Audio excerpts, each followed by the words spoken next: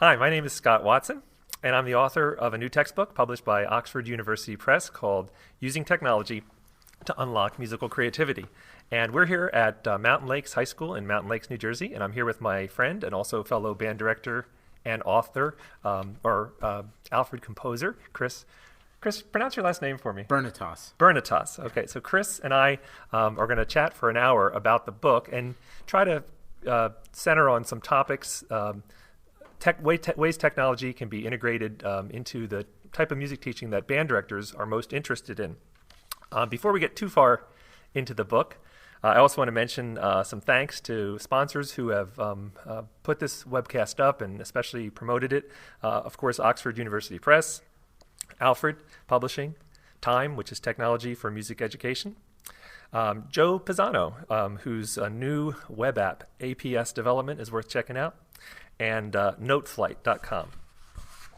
Anyway, I wanted to just introduce Chris. I mentioned that he's a fellow band director and Alfred composer, and we're at his school. Mountain Lakes High School is where Chris teaches, and I asked him to join me today because I figured as a fellow band director he would have a perspective that many of you that are tuning in, and he could react the way maybe some of you would react. So he'll be interjecting questions and sharing some ways he uses technology as well. So Chris, thank you for... It's my pleasure to be here. Thank you. And Chris has some experience with webcasting. He and some other Alfred composers, Vince Gossi and was it Todd Stalter? Todd Stalter. We used the Skype conference, which we'll talk about, I guess, a little bit later on. Yep. But we've involved them as well. Yes. So again, before we get too far into the book, what are some Alfred compositions that you've written that are going to be out in the catalog this year that band directors who are watching can look for? This year I have a couple of really nice ones that I'm really proud of. Hanukkah Festival for higher level bands for the holiday season. And particularly another one I really would like to mention is Through a Child's Eyes, which is in the Young Symphonic Band series. And I'm mentioning that one because it's dedicated to my daughter, Ashlyn. So I really like that. Some of the pieces I've written for Alfred that are out this year that I hope people who are watching might check out. At middle school level, Lion of Ireland. It's based on the tune Brian Burrow's March. And a piece that my wife thought of the title for, Jamaica Me Crazy, which is sort of an island Caribbean piece. So anyway, let's get into the book. I think your wife was saying you make her crazy. Yes, I right. think she was trying to give you a title. Yes, that's true. We're celebrating 26 years being married this summer, and I'm sure I have made her crazy. Anyway, one thing I want to clarify, too, about the book, Using Technology to Unlock Musical Creativity. It's really written for all music teachers, and especially general music teachers and classroom at elementary, middle school, and also high school elective courses like music theory, or high school music technology, music production, things like that. However, there are some significant parts of the book that I think band directors would appreciate, and that's what we're going to concentrate on today. So just because we don't talk about some of the things that are in the book, I hope those of you who also teach general music or elective music at the high school or middle school, I hope you'll look at the book for some of those topics as well. I think we're ready to start into topics that are in the book, Using Technology to Unlock Musical Creativity, that would be of interest to band directors. And the first one I wanted to talk about, Chris, is recording. I know you've done some recording in your rehearsals at Parkland High School, where I teach. In the Parkland School District where I teach, we do a lot of uses for recording. I'll name some, and I'd like you to share some of the things Sure. You've told me about too. But for instance, I always keep one of these handheld recorders. This is a Yamaha Pocket Track, but I also have a Zoom H2, and there's a lot of different handheld recorders that one could purchase. I keep that with me and use it all the time for instance, I teach several music theory classes, and if I'm going to give a solfege test and I notice that a student is absent, I'll just have or a dictation test. I'll just record the dictation test as I'm giving it in real time, and then put the file on the student's computer or put it up on our wiki. And then when the student comes back, they can just put the headphones on and listen to it. I record rehearsals for evaluation by myself. I teach elementary band now in the Parkland School District. And sometimes just having a student at that level hear what they sound like, it just does so much more than. Oh yeah. And you were saying you do that with your kids too. I'm always on the quest for instant feedback. I found that when you ask kids what they think about a performance, they almost always get the right answer. And we've used the Edirol R1 to record class, but then I have to go back and download it and mix it or put it through the speakers. So more recently, we've been trying to find record, playback, evaluate, and analyze. And this Snowball microphone that you see here is part of that quest. So we've gone through several different variations of recording, from the Edirol to direct right into the computer to try to get the feedback, and also to now having the Snowball to get a decent sound quality so that the kids can actually get an accurate reflection of what their performance is. The other thing that I've done with the recordings is we have an inter-district place where we can post recordings where kids can download them at home. I think kids use them for two different reasons. They download them so they can save them, so for future, to play for their kids when they're older. And also when I post them, I post questions with it, critical thinking type of questions. How can we make this better? Measures 1 through 17. Name 3 things that we can do from a performance perspective to improve our emotional content. I think giving kids ownership of their analysis has really has evolved their thinking skills, and that's how the technology has helped us in recording. Do you know about the web app SoundCloud? I know it from my son, who posts music on SoundCloud, and I'm just learning about it myself now, and it seems like an amazing... I noticed with that, when I say a web app, it's an online application. You don't have to buy this program. People are putting all sorts of applications online that you can use as long as you have access to the internet. And SoundCloud is one of those where you can post audio, but you can also put comments in the waveform at particular places. So for instance, the thing that you just described, where at a certain measure, what are some things we could do better? Students could post their responses right at those places in the playback, and they would pop up on the screen as you get to that place. Or you could even post your questions. Right, so as that part comes up, the question will come up along with it. Right, and what's nice about the web apps is they don't take any bandwidth. The files are stored out on the cloud, as they say. So we've actually just touched on a couple things. You mentioned the Snowball mic. I mentioned these handheld recorders. The Snowball is a USB microphone. It's a very simple scheme for recording it. And it's a great quality microphone, I might add, too. I have one set up in my room at Parkland High School that I just always have on a mic stand plugged into a computer, so it's as easy as hitting record on GarageBand or Audacity or whatever program I'm using. But what I wanted to point to is that in the book there's a whole chapter on sound recording, and then there's another chapter on multi-track recording that describes all of these different options, these different schemes for recording, and how you would do that, and how you would do a sound check, and what cables go where, in a conceptual, generic way, so it applies to pretty much any USB mic or any handheld recorder, or other microphones that are more complicated, like an XLR microphone that would need an interface, a breakout box. So all of that kind of stuff is broken down in the book and described.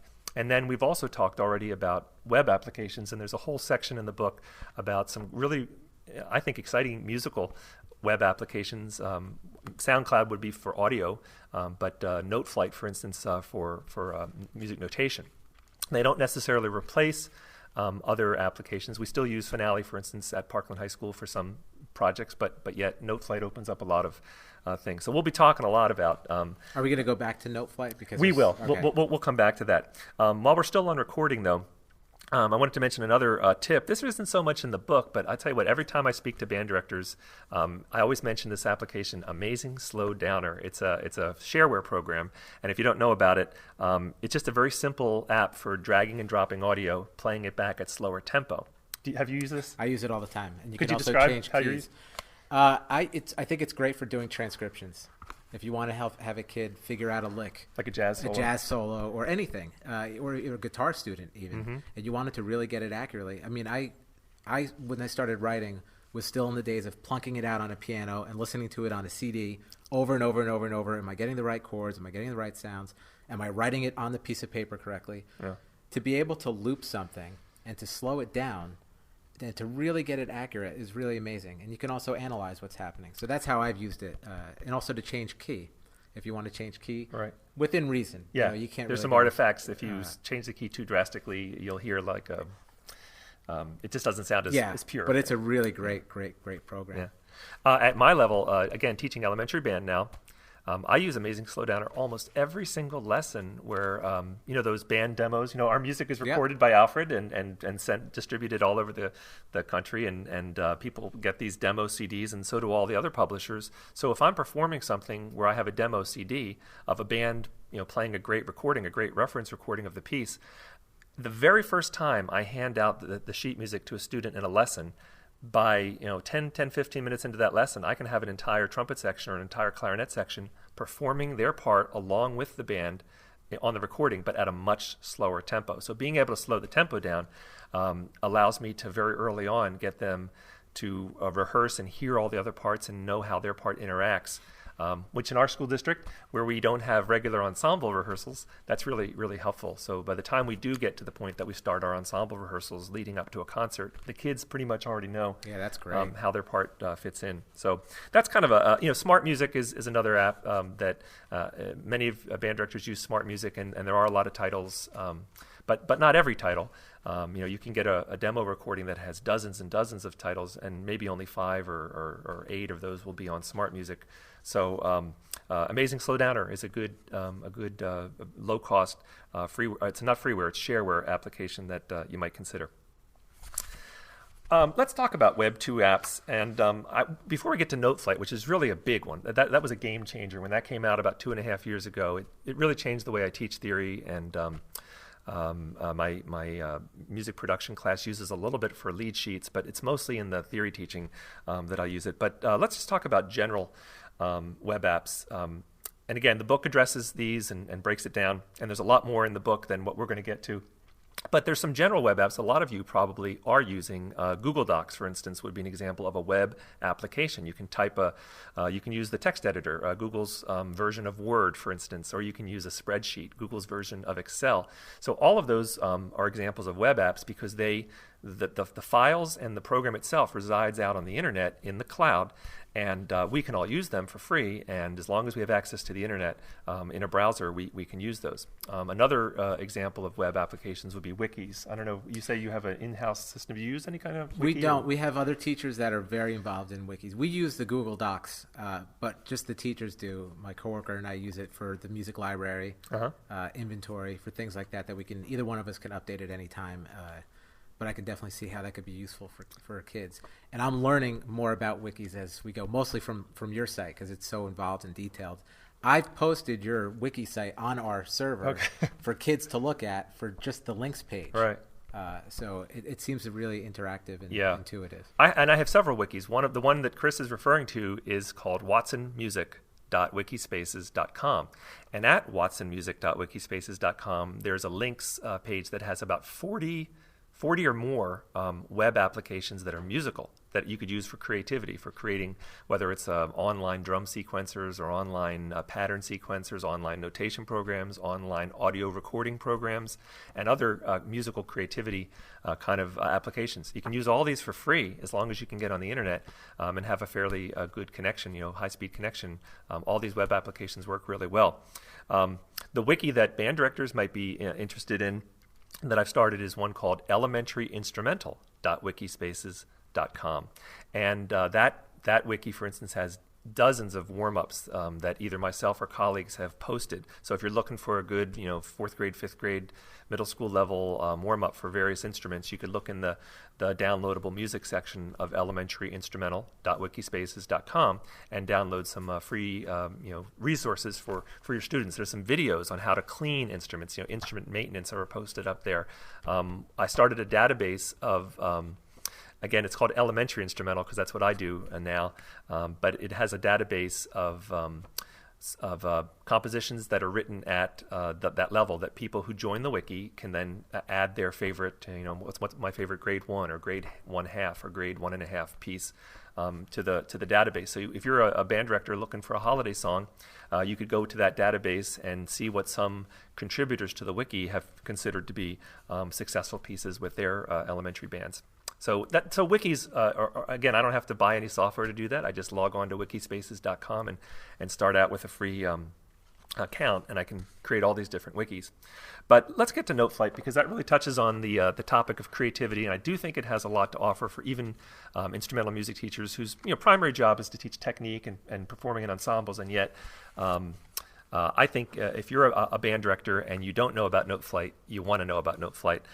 What makes it so unique is that because it's a web app, students who use this program, they can go home and they don't have to have anything different than the computer that you have at school. So whether they're at home or whether they're at school, they're logging on to noteflight.com.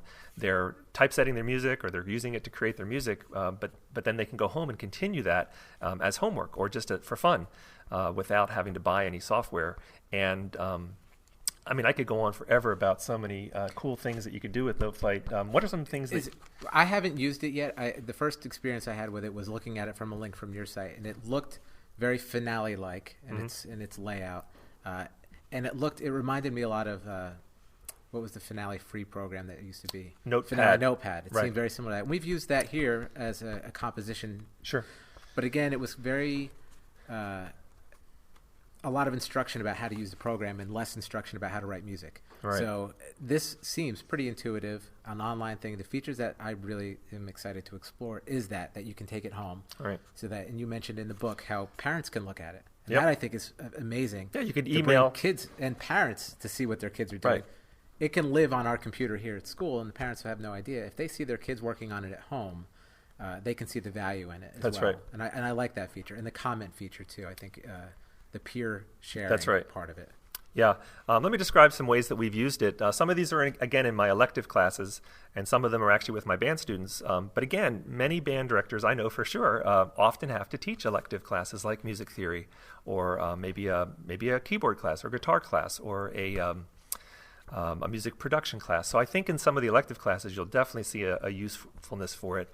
But certainly even the instrumental teachers, I know as an elementary band teacher, it's almost as soon as I've taught a kid how to play 3 or 4 notes, they come into the next lesson, Dr. Watson, look at this song, listen to this song I figured out. And sometimes, this is how crazy it is, how much they have this impulse to create. Sometimes they'll actually go to the trouble of, with a pencil, drawing a 5-line staff onto a blank sheet of paper and drawing their little note heads. Sometimes it looks kind of like Gregorian chant.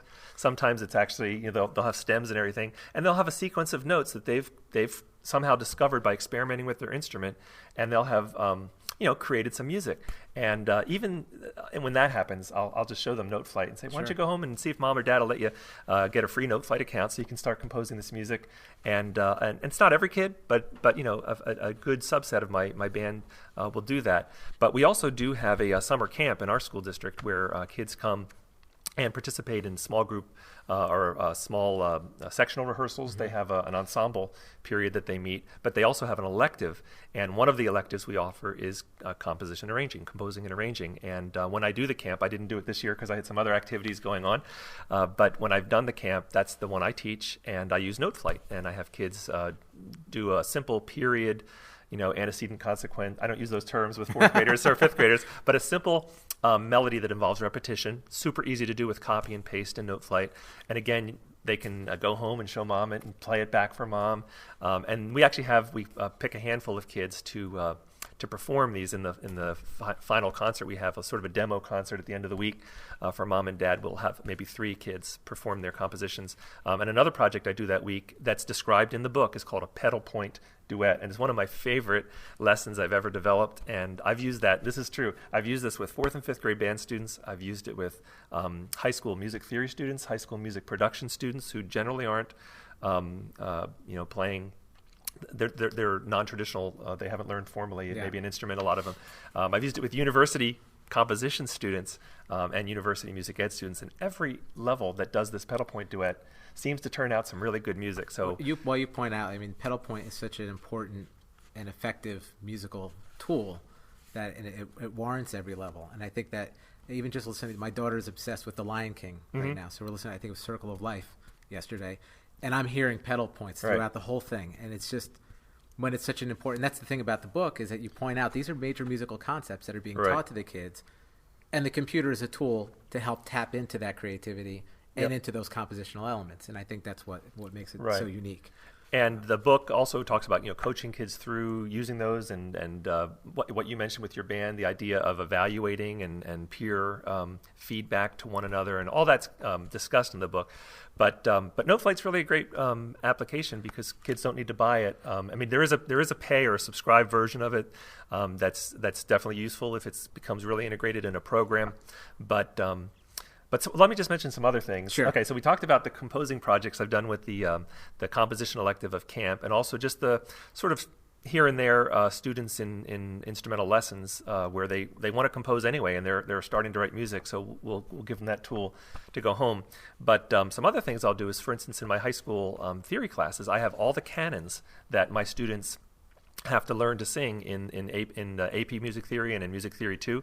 All those canons are typeset with Noteflight, and they're linked on my wiki. So a student that's in my theory class will go to the wiki for the theory class, click on the canon, and they'll actually be seeing the canon in Noteflight, and they'll see it scroll and play, so they can hear it, and they can solfege along with the canon as it plays. You could even embed the canon so that they don't have to click on a link. You actually see the music inside the wiki. Wow. So just like you can put a Google Doc inside a wiki, you can put Noteflight music embedded in a wiki. So either way you'd want to do that. And here's another cool thing. I never had to typeset any of those canons in Noteflight. They all existed. I'd already typeset them in Finale, but Finale allows you to export as XML files.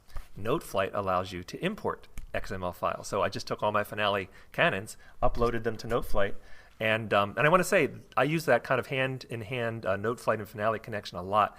I had a student a couple years ago who won a composition contest. He did a setting of Psalm 12 and won. The Bach Choir of Bethlehem has a competition. And he started out in Noteflight, working at home, showing me drafts in school, kind of tweaking it and coaching him and shepherding him along in the piece. But when it got to the point that he needed to typeset it professionally, then we have we have a Finale in our lab, and he was able to put in the lyrics and do some really nice typesetting. So when he entered the contest, he was giving a real nice looking product too. That's amazing. Just for people that are just thinking about wikis, and are kind of getting excited about it because they hear the possibilities. Is it intuitive? Is it simple to get going for the beginner? Oh yeah, the wiki tools for creating the content when you want to post media like a Noteflight, it's as simple as copying and pasting code in a little box, and there's icons that kind of remind you of the icons when you're using Microsoft Word. Okay. There's an icon for putting a picture in. There's an icon for putting a hypertext link in. There's an icon for typing text, and it's very user friendly. Because they seem like very advanced qualities that Yes. you can do on a website. But so I could see people being a little bit tentative, like, oh boy, that's too advanced for me. Let me just post a note. Well, you want to start slow. I wouldn't say that everybody's going to start using Noteflight, Wikis, SoundCloud. Not all at once. Not in the same year. And really, there are some lessons in the book that honestly you just might want to use one lesson one year, kind of feel the water. Well, that's the thing that I liked with the lessons as I read through all the different lesson plans. You can adapt them to any of your teaching situations. For myself, I'm thinking, how can I adapt this for a band class, a concert band? Mm-hmm. Or how can I, in fact, the links from your wiki I used in drum lessons. Uh-huh. We actually went down, probably like everyone, trying to get all of my percussionists to read notes on the clef. So we went down to the computer lab and we did some of the note reading drills. And they loved it. First of all, it was like a field trip because we got to walk down the hall to the computer lab. So it was a different thing for them. They were doing hands-on on the computer, and they actually learned on it. It was kind of a little bit of a competition between the kids of who can get more of the right notes on the screen. Uh-huh. So that type of adaptability of the lessons that are described in the book, I think, is something that's really appealing to no matter what you teach, choir, band, general music. And that's one of the things that I particularly liked about it. Right. All the lessons have ideas for adapting them to higher or lower levels. So if the lesson described seems like it's a middle school general music level, there'll be some suggestions if you're going to do this with high school kids or if you're going to do this with younger kids, how to beef it up or hose it down to make it work for that. And also, there's none of the lessons are really technology specific. They could be done with GarageBand. They could be done with Audacity. The ones that are described in the book, there's 29 lessons in the book, and there's never one application that's required to use to do any lesson. So whether you're a PC, whether you're Mac, whether you're young in technology and you're just getting up to speed with something, or whether you're using a higher end program like Pro Tools, pretty much all the lessons will work. Another thing we did with Noteflight I teach some classes in the summer for Villanova summer music program, and one of the students who took one of my classes, he was the one who showed me that summer, 2 summers ago, how to use Wikis. Like at a break, he was just saying, "Scott, do you know about Wikis?" And next thing you know, later that summer, I was creating the Wikis that you've seen. He also, when I introduced him to Noteflight, we got this idea that his music theory kids would compose some music and my music theory kids would compose some music, and we would have our students comment on one another's.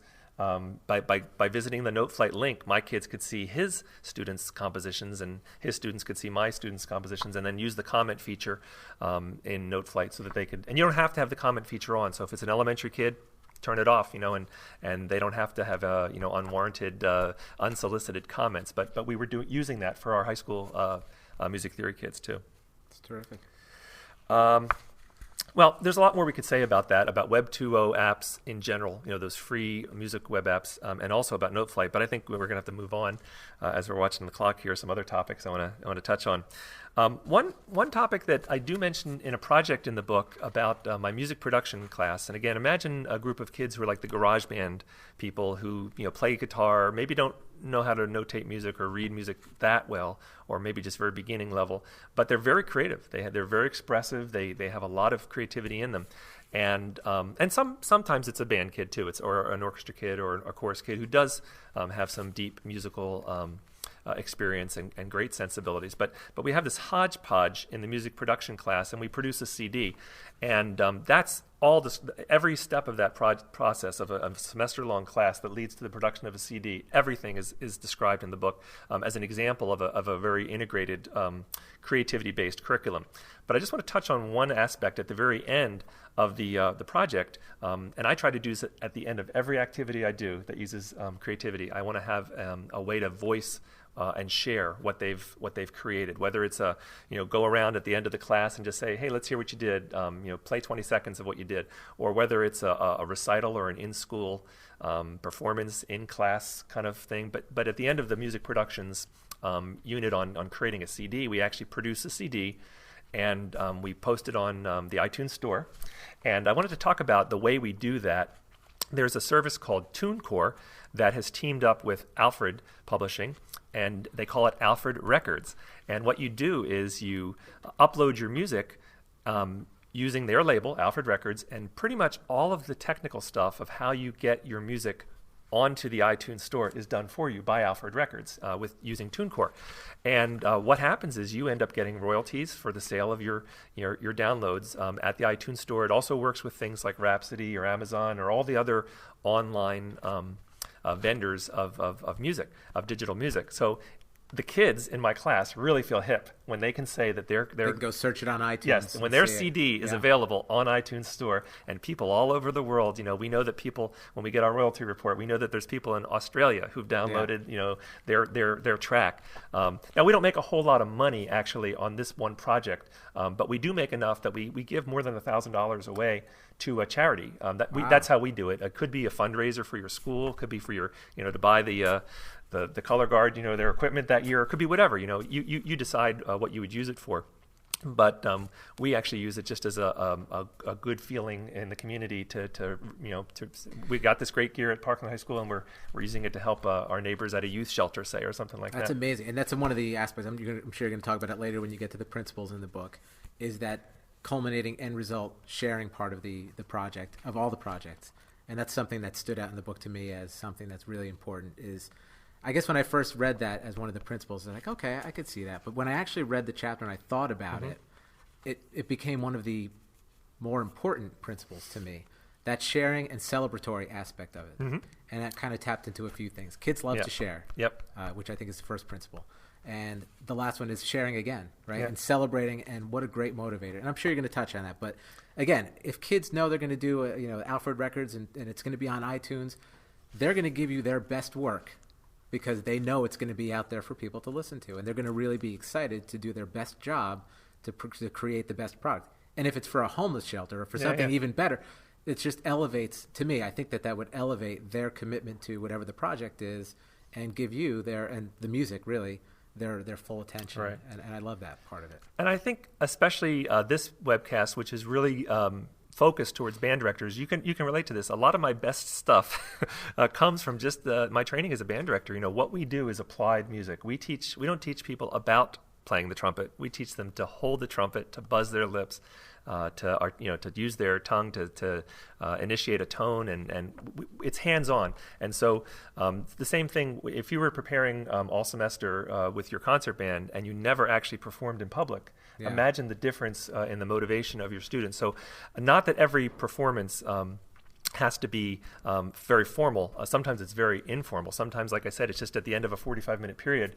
I'll ask if there's any volunteers that want to share what they've done in a little. You mentioned that even with like picking your favorite sound, right? Utilizing the keyboard. So, and that's the other thing that stood out to me. It doesn't have to be some big community celebration. Hey, Johnny, share with us what you found. Oh, that was an interesting sound. Okay, Susie, they're willing to do that. And the other thing I like about that is using. Kids might want to do that to be a distraction in class. Mm-hmm. Listen to all my sounds all at once. But when you're giving them the opportunity to share it in a controlled sense, they still get to express that nature, but it's a classroom management thing where it's not haywire. Yeah, and other kids can say, that was lame, or, or they can say, wow, I didn't know that sound. It was even on the synth that we were using, or I didn't know that sound was in GarageBand or whatever. It's very creative, and you point this out in the book, that a simple project of picking your favorite sound through the keyboard, it takes what kids are going to want to do in that class anyway. They're going to want to push all the buttons. Yep.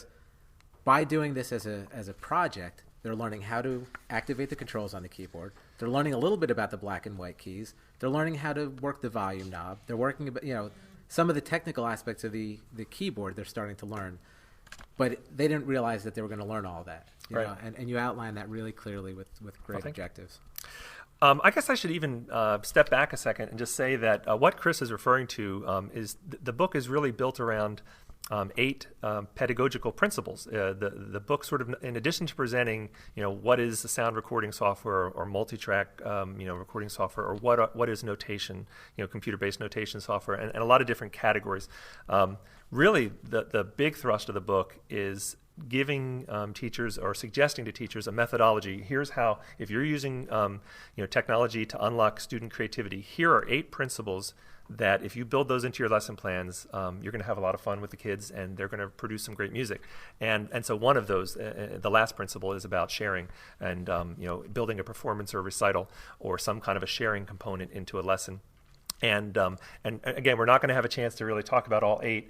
That's something I hope that people who... Maybe we'll do another hour. Yeah. And I can talk about that. They're great. And they cross the lines. All 8 interact with one another. And it'd be great to talk about it with somebody or with a bunch of people to talk about them. So for instance, the one about performing, not only do we describe why it's important and how the outcome could be, there's some examples of what students have shared in my teaching and actually in the teaching of my colleagues. There's about 60 different student products, projects and examples that students have done that are posted on a companion website. So if you want to hear, what are the tracks from the holiday CD sound like, or what are the tracks from the student written operetta sound like, or what do the different loop-based compositions that your kids do with GarageBand sound like. We have examples of those on the website, but there's a lot of different ways electronically and using today's technology that you can have kids quote-unquote perform, like posting their music to a wiki, like putting it on the iTunes store, like burning it on a CD that you sell and distribute, and things like that.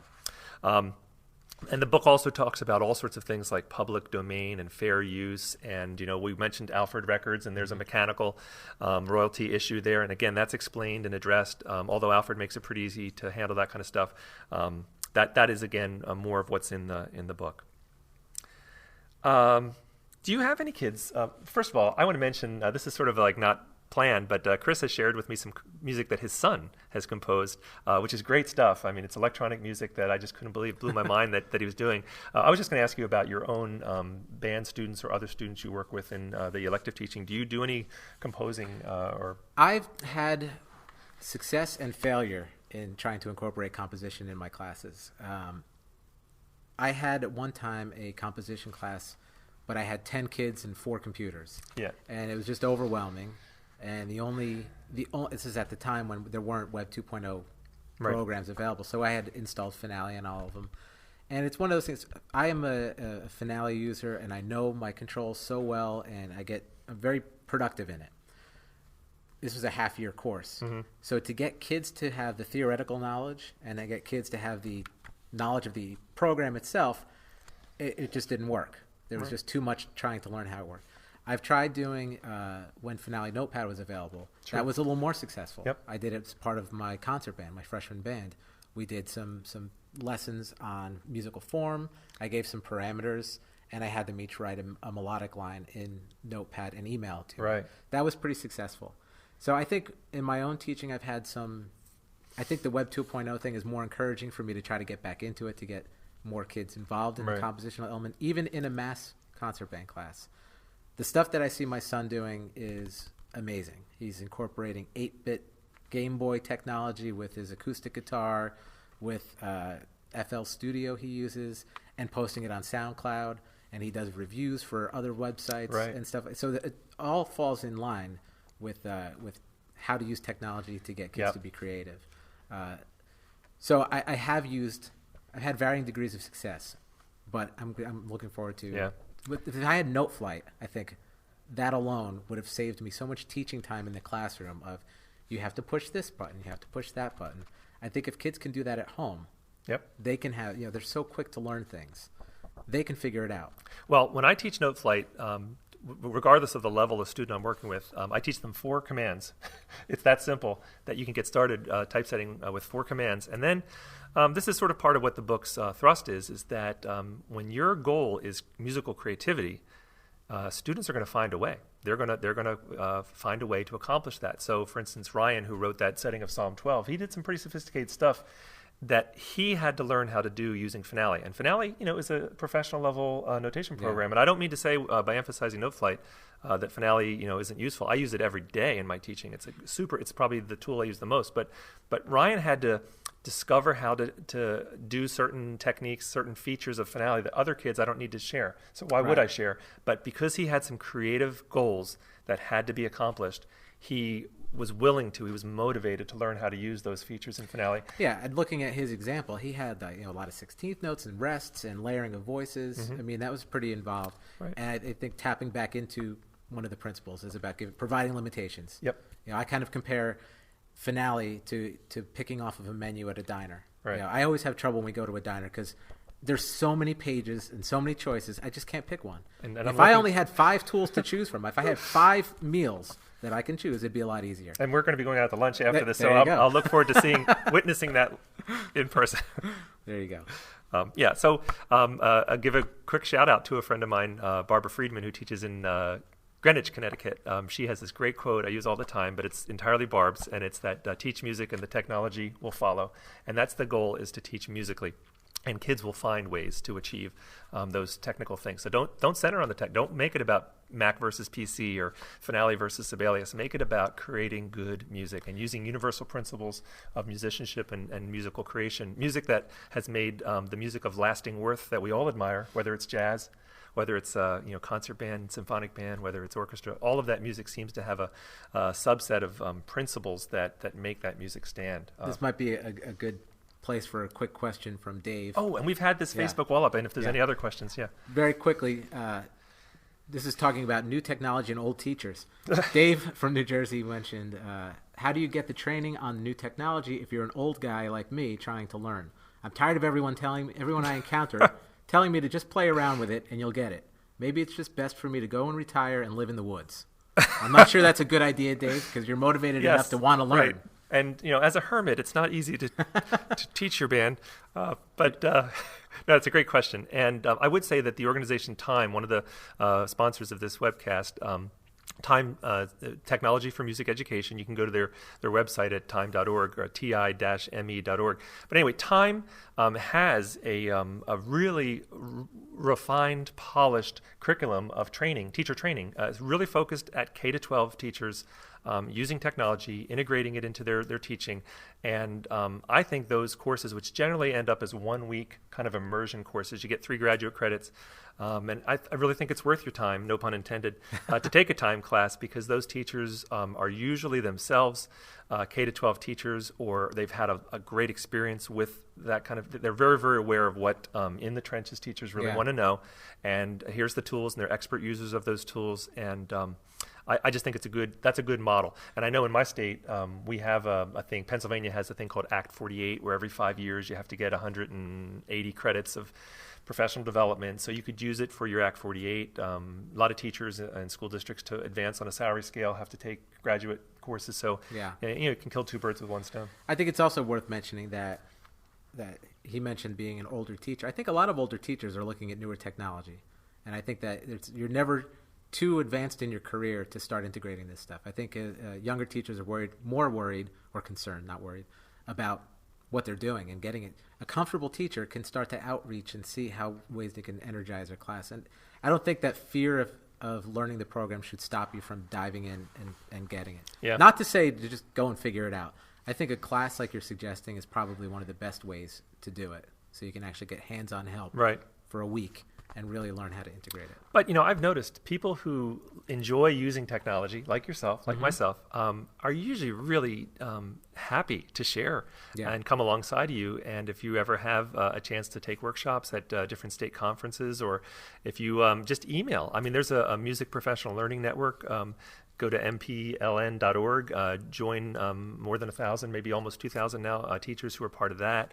Or Time has a community, a sort of a email kind of a listserv thing. There's just people, if somebody sends me an email and asks me a question, I never, and all the people I know who are, part of Time and other people like us that use technology, we've never said, I'm sorry, I'm not going to answer that question. That's a secret. Instead, we're usually like really happy to kind of, and usually the person who's emailed us gets a longer email than they really wanted, because we're really happy to give some suggestions. So, that's a good point. There's a lot of colleagues out there that are happy to share. And some music teachers are doing some really creative, wonderful things. At the very end of the book, I kind of just take a small step aside from student application just to talk about teachers themselves who are using technology and unlocking their creativity. How many other band directors do you know who are using Finale to create custom arrangements? All the time. Although a lot of them are trying to get me to go to Sibelius, but a lot of them use Finale. Okay, I'm sorry. I should say notation software. Notation software. We're both Finale users, but Sibelius is great too. Yeah. They're all using it. The recording thing, or anytime you do anything. I know that anytime I've shared that we've done Skype conferences with other composers, everybody wants to know how you do it. Right. And I think everybody is amazed with how simple it is. Yeah. And how willing people are to do it. We can Skype conference in a composer. We can Skype conference an instrumentalist. We can Skype conference another band. One of the things that I want to do, I have a friend that's teaching in China for the next year. Oh. I don't know how we're going to work it out with times, but I would love for my band to Your perform band has to for come his in at band. 2 in the morning. Well, yeah, I'll try to get them to come in early. But just the concept that it's a huge world, but we can make it really small with our internet connection. Right. And it's very accessible, and it's so easy to do. Other teachers are energized by the concepts immediately. Right. So I've never had anybody say like, "Oh, I wouldn't want to do that." Yeah, a mutual friend of ours, Travis Weller, who's a composer as well. He teaches at Mercer Junior and high school in Pittsburgh area, I think. It's out in the western part of Pennsylvania, and he did that for and it wasn't a big deal. It wasn't like I had a big conference. He had me Skype, and me and Brian Balmages and Andrew Boysen, the three of us, had music that was being performed in a concert that he gave a couple years ago. So he just had us, Scott, would you be ready to just introduce your song at 8:00 at night? That's great. So we were on standby, and a friend of his, Joe Pisano, a friend of ours, Joe Pisano, sort of worked the having it ready, because Travis is conducting, he's busy with the program, but it wasn't a very technically cumbersome process to just have a large screen in the auditorium where Brian and Andrew and myself could talk to the audience and say, this piece you're going to hear is this is the genesis of the piece, or here's what led me to write it. And how wonderful is that? It's amazing. I think the thing is that the kids, it's always, we've done it for the past 2 years, so we've had 2 really outlined sessions with it, and we do steps leading up to it where they do their own little bit of research about the music, and then we pose questions and we do a follow-up survey. It's the most memorable thing for them, and I know that in 10 years they might not remember the piece or the composer, but they'll remember that they had the composer in the room with them who was in Indiana or Illinois or in Canada, and it just connects them with the music, which is the ultimate goal. It energized them. And actually, my colleague quoted it once, which is when Vince Gassi was our guest. Yeah. And she told Vince, "I wish you were here every day because that was the best they've ever performed it." And that's a quote that we stand out with because that's exactly true. It's a motivator and it connects kids to music. Right. And that's what our ultimate goal is. Yeah. So some great technology ideas that that band directors are using too. It's not just for students to be creative. I want to mention, I've already shared that the book has 29 lessons. And again, if you're a band director, chances are you might only be doing instrumental music in your job, but you might have some electives, and pretty much all those lessons could be used in a music theory, a music production kind of class. In fact, I was just reading this month's Instrumentalist magazine. There's a Georgia band director. His name's Chris Harper. And there's a feature basically on him and how he's developed this music technology. It's like a burgeoning program. He started real small, and now it's very, very big. So if you get a chance to look at the August issue of Instrumentalist, you'll see there's band directors who are really tapping into a student population that heretofore we haven't really worked with as much. I don't know if I want to say a bad joke about, except for in drumline. I'm just kidding. but heretofore we don't generally get to work with students who don't have that the lessons since fourth grade or fifth grade, who don't have traditional music training. Yeah. And it seems like he's having a ball with it. I know I really enjoy the teaching I do with them. And the book does, in addition to having those 29 lessons, it mentions some other published resources. Alfred, for instance, has a music tech series that has a composition book, a sequencing book, and a keyboard book. So those would be some out-of-the-box lessons that you just purchase and use. You wouldn't have to. We're just to interject. We're fortunate enough to have a guitar program at the high school, and it is a different population than. There's some crossover, so it's not exactly accurate, but it's a different population, and I feel like we have a terrific teacher, really dedicated, and he is integrating technology, right. Pro Tools, GarageBand. They're recording, learning about layering, mixing. Yeah. If you're starting up a program, what I like about the book is that if I had no idea how I was going to do this, it's a step one process, and it kind of talks it through in common language. I made a joke to Scott that I didn't have to look up any of the words in it. I could read them all myself. But I will say there is a glossary at the back of the book. So if you're using a microphone and you want to know what compression is, it explains it. You don't have to get into that, but there is a glossary. But it's basic technology. It's basic. It's not about. As much as it is about the technology, it isn't. Right. It's generic enough that whatever program you have, to whatever level, not everybody is lucky enough to have computers all available to us. So there's ways to adapt the programs to having less computer units per student, how to share group projects. And, it's a really good startup way. If you need a curriculum resource, you have the idea, I want to infuse this technology in my class, but I'm not sure where to start. I think it's an easy to read. You were surprised that I read the book in the short amount of time that I had it. But it was an easy read. Knowing everything that's going on in your life this summer, I was really flattered that you took the time to take a look at it. It was an easy read. I enjoyed it. And, I came out of it motivated. I want to try some of this stuff. And I think for people that are out there that are on the fence, I think this is a perfect book for you. If you have that inkling that you want to infuse this kind of thing, get your students to create, because that's when you know that they're really learning, when they can create something. This is a great method to help jump in the pool. Let me just mention something, because you mentioned guitar class, and one of the students who took one of my Villanova classes this summer was teaching a guitar elective and created a lesson plan that he's going to do when he goes back to school this year, which I thought was fantastic. And the idea is just he has the students learn to play a handful of chords, and then he has them create a chord progression composition. Basically, they're creating a chord progression, maybe for a verse and a refrain or something like that.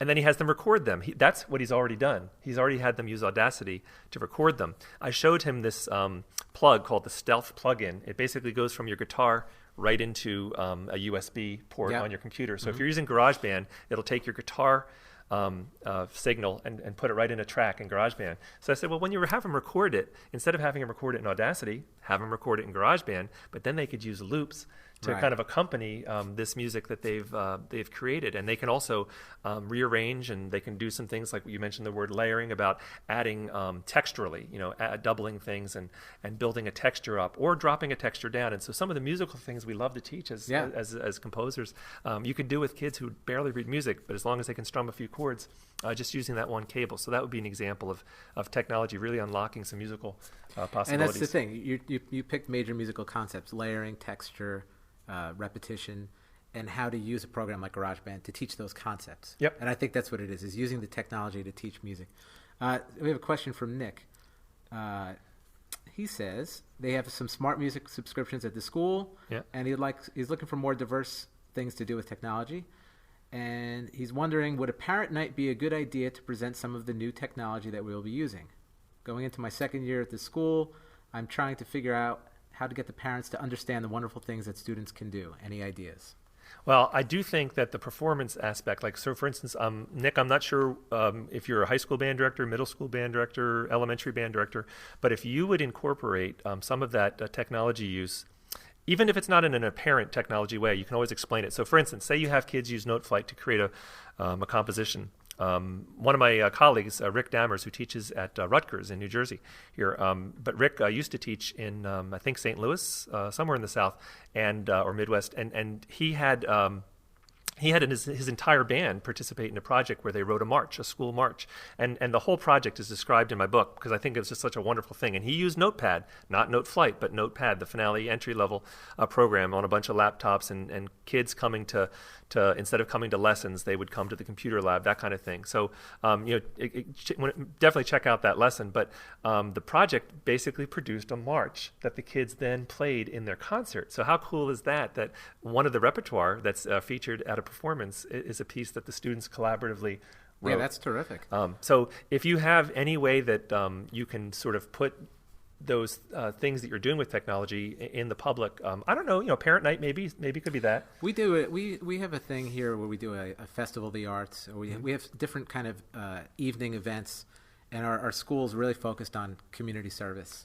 And students are required to get service hours, and volunteerism is a really important aspect. If there's a way to tie that in, have some kind of a common theme, right. That might be a great way to do it and share it on a Parrot Night. I think that's anytime you get the parents involved to see what your kids are doing is a win-win. And not just parents. I remember our school district, every band director in our elementary school program and every strings director has a music workstation, a computer, a keyboard for a controller, synthesizer, whatever, and speakers. And there was a time where we didn't have that, and I basically brought that in my own little the old Mac. Remember the Mac Classics? Yeah. Wow. I would bring my own Mac because I would use some sequenced accompaniments and stuff like that. Yeah. And so one time I had my kids in my elementary school, maybe 5th, 6th graders, playing for a school board appreciation night. So I brought this whole setup into the school board meeting and had the kids, maybe some, select flutes, clarinets, whatever I had. They did an arrangement. I created myself an arrangement of some tunes, but they were being accompanied by the technology. And the school board members asked me about that technology, and our curriculum director was there at that meeting. It was the next year we got one of those for every teacher. Wow. Because they saw what it could do. You reminded me of something. We started using smart music last year, which is terrific. Love it. Mm-hmm. Love all the applications for it. But on back to school night, I had it on and I had it projected on the screen, and I was just in here playing my trumpet all night, and my coworker was playing her saxophone. Parents walking by that weren't even parents of band students came in and were amazed by it. So they just, even demoing it yourself so that parents can see what's going on is pretty incredible. We're really this time. I told you an hour's going to fly by. We only have about 5 minutes left, and if we don't get to your question on Facebook, Scott and I will stick around afterwards to answer them, and I'll type in the responses on here for you. Okay. And also I want to remind everybody that's watching, if you've taken the time to come and tune into this webcast, put yourself in the running for the giveaways, the 2 copies of Using Technology to Unlock Musical Creativity. You could win a free copy of the book if you just email me using the email link that's at the webcast. Just remember to give me your name and your mailing address, and we're going to pick 2 winners at random that will have Oxford University Press mail you a free copy. And then 2 other people we're going to pick to receive a free composition or arrangement or whatever, one by Chris and one by myself. So again, you'll have to give us your name and your mailing address, and when you email me, for that latter giveaway, I'll actually email you back and ask you which piece do you want. Go on the Alfred website. You can listen to recordings of Chris's music, listen to some recordings of my music, and just tell us what title you want, and we'll mail it to you. I want to also, again, before we run out of time, just thank our sponsors. Banddirector.com is a fantastic website that I honestly have to admit I didn't know too much about until at last year's Midwest Band and Orchestra Clinic. I know they did a live webcast, just like you're viewing now, of the Seika Girls High School band from Japan, and it was a real hit. A lot of people were aware of that webcast and got to hear that excellent ensemble because of Banddirector.com. So thank them for hosting this webcast. Certainly Oxford University Press, the great support with the book, and just keep an eye on the Oxford University Press website because you can tell they're trying to introduce more titles, more music education titles. My book is one of them, but there's some other titles coming in the future. Alfred, I think, is a really special company. If I could mention about Absolutely, Alfred, yeah. They're involved in amazing technology with their Sound Innovations Method series, where you can go online and change the curriculum to adapt to your school and situation. I'm lucky enough to be writing book 3 of the Sound Innovation series called Sound Development. You can check out the Sound Innovation series at www.alfred.com/soundinnovations. Right. My school district, Parkland School District, after a long review process, is actually switching to Sound Innovations this fall. It's really incredible. So just the fact that they would have such a unique band method, that they have something like Alfred Records, that they have the Alfred Music Tech series, I think as a publishing company, they've got a lot of great stuff going on. Time, the technology for music educators. Nobody's doing more for K-12 music educators, I think, when it comes to providing training and smart integration of technology into the music curriculum. So appreciate them for spreading the word about this webcast. If you don't know about Music Master Pro, it's an application that you can get for your iPhone or your iPad, and it's basically like a Swiss Army knife for band directors. It has... I haven't seen it. It's cool. It has like a tuner, a metronome, an audio recorder, editor, I think a file library system for music. It has a lot of really cool things, but all in one application. So I want to give a shout out to them. And then Joe Berkovitz at Noteflight.com for also spreading the word about this. There's a lot of other companies we've mentioned, whether it's Finale or whether it's Amazing Slowdown. I mean, technology is so rich and there's so many great tools. Today we specifically had tried to center it on using technology in a band or instrumental music realm. But honestly, if you get used to some of these great products, they make your life a lot easier and make your teaching a lot more focused and effective. As we close today, I want to encourage you to be in touch with Chris and I. We love hearing from folks who are performing our music. And you will find contact info on the banddirector.com webcast page. You'll see there's a link for Chris's website, a link for my website. And if you're performing any of our music, we'd love to hear from you. We enjoy collaborating with directors, whether it's something like the Skype conferences or commissions or guest conducting. And I just think it's so great to meet people on the other end. It's terrific. Please be encouraged to contact us with any questions. I think Scott is a perfect example of how teachers are willing to share. And we're just like everybody else out there. So hopefully this was an enjoyable interaction for you, and it's something that I would definitely like to do again at some point. So thanks for asking me to do this. Oh, absolutely. I'm glad to do it. Chris, before we sign off, do you want to just maybe share, since you're a composer, and again, congratulations on your involvement with Sound Innovations too. Thank you. Maybe a bestseller that Alfred publishes of yours that you could tell us about? I have to say, aside from Through a Child's Eyes, which I'm looking forward to, it's hard because you love all of your pieces. Yeah. And not in an egotistical way, but because they're part of you, so you're connected to them in some special way. Which, by the way, is addressed in the book. Kids own their music, right? It is. It's an extension of yourself. But I'd have to say Pony Express because it's my first one with them, so I kind of feel a special connection with that piece, and I just think I'll never forget when I actually got the professional recording, just how amazed that I was hearing. Right. It's an amazing experience. It is a thrill. So I'd have to say Pony Express is one of my personal favorites. Yeah, and your kids will have the same aha, great feeling when they hear stuff that they've created performed. And so that's part of this process too.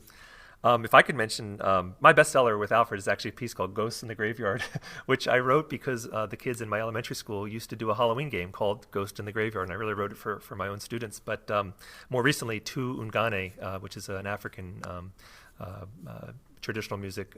It's part original, but part based on a tune that a missionary friend of mine actually sang to me. So Tu Ungane has done well too. Anyway, Chris and I would love it if you'd check out our music on our websites. And we thank you for joining us. And again, remember to email us if you want to be included in a chance to win those giveaways. Thank you Thanks, very much. Chris, for being with me today. My and pleasure. thank you all for tuning in. And we just thank you and hope you'll check out the book. Thanks.